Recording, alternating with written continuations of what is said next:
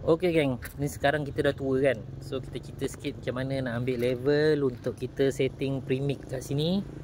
So first time kita buka dia punya tapak ni, dan kita suruhlah kita punya engineer untuk set up the bubble. Bubble ni yang kat tengah ni mesti nak duduk kat center. So kita bagi dia set up dulu. Sementara dia belajar menyetak-nyetak ni, kita tengok kawasan-kawasan ni semua mesti make sure kita dah level itu hari. Sekarang kita dah cat. So kita nak finishing untuk level, sama ada kita nak curi macam mana. Yang penting dia punya ketebalan tu mesti 115 premix ni. So sekarang kita nak check balik. Tak nak dua kali kerja. Okay. So bila dia dah dapat kat tengah-tengah, ni masanya untuk kita dia main pusing-pusingkan dulu benda tu. Sama je.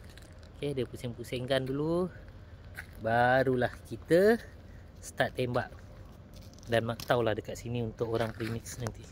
So ini untuk preparation premix, semua dah bersih. Mana kalau yang ada macam air takung lumpur-lumpur macam gini, ni nanti kita nak kena bersihkan, siram sikit, lepas tu kita taruh habuk lah. Alright.